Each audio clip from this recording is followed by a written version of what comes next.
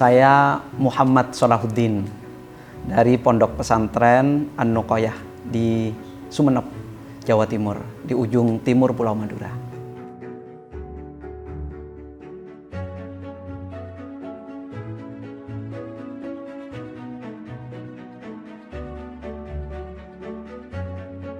Ya, alhamdulillah kami kemarin menginisiasi program yang kami sebut dengan EMAS.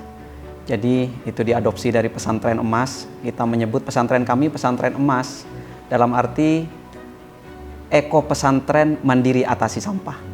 Nah, jadi pesantren kami saat ini bisa dibilang sudah zero waste. Kita tidak membuang sampah ke luar.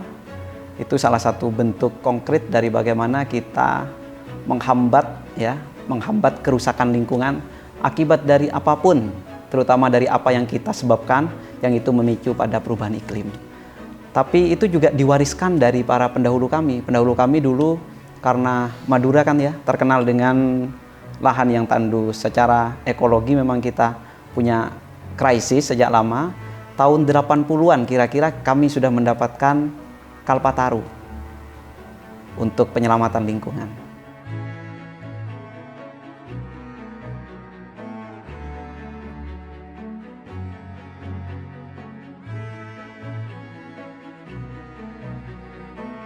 Ya, terutama barangkali perubahan iklim ini, dampak dari kerusakan yang terjadi itu paling banyak dirasakan bukan oleh kelompok-kelompok privilege, justru pada kelompok-kelompok di akar rumput.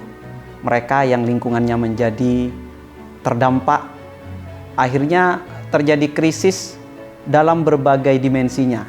Nelayan sulit kembali menangkap ikan karena lautnya rusak, petani sawah-sawah terendam banjir, atau bahkan memang disengaja direbut paksa oleh pihak-pihak yang tidak mempertimbangkan masalah lingkungan itu.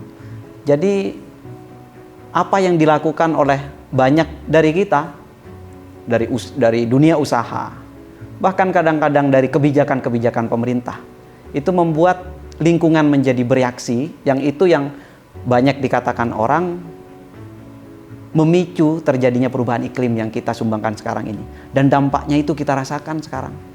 Kita punya krisis pangan yang itu real kalau kita melihatnya di grassroots. Tapi barangkali di kelompok-kelompok minoritas privilege itu nggak dirasakan.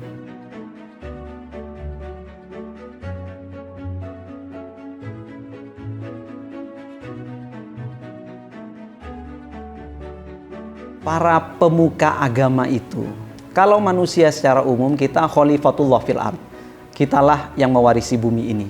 Tapi kalau para ulama lebih lagi, jadi para ulama ini bergerak di dalam kepemimpinan ruhani, kepemimpinan spiritual, sosial, sekaligus kultural, mengedukasi masyarakat untuk memiliki rasa tanggung jawab terhadap lingkungannya itu.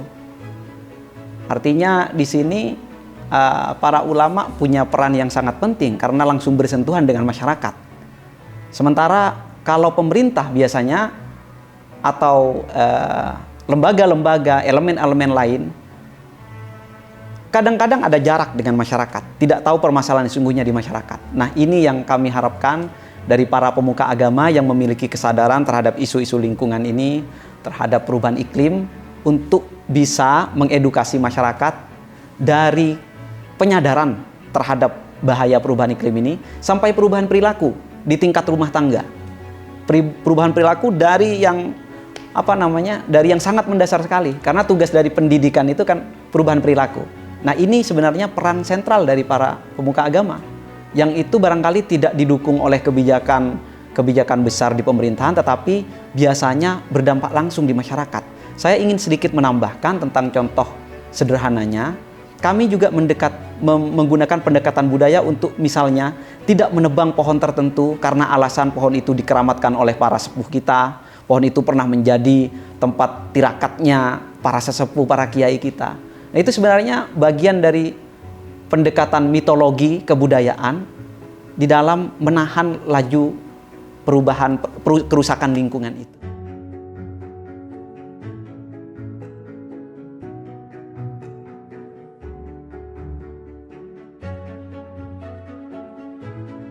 Saya senang sekali, saya berterima kasih kepada Majelis Hukama ini.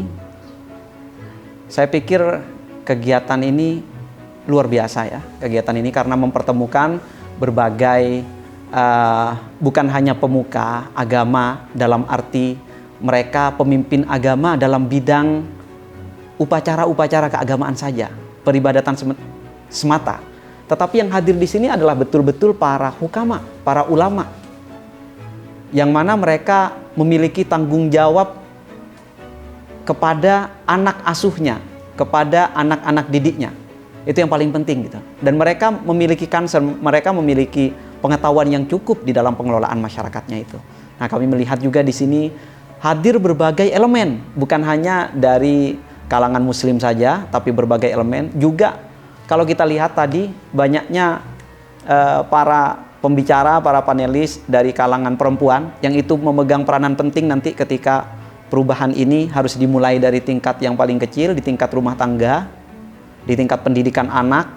Ini menggalakkan peran perempuan itu sangat penting sekali, dan itu kita lihat di kegiatan konferensi pada hari ini. Luar biasa sekali. Saya sekali lagi mengapresiasi dan berterima kasih telah terlibat di dalam kegiatan ini.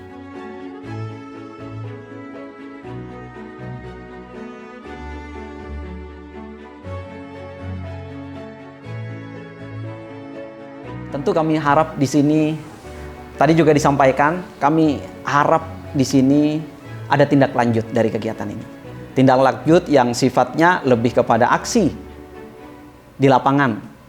Jadi tugas ulama bukan sekedar berhenti pada karya-karya di balik meja, tetapi langsung memberikan solusi kemasyarakatan. Yang kalau kami menyebutnya dengan berdakwah dengan solusi.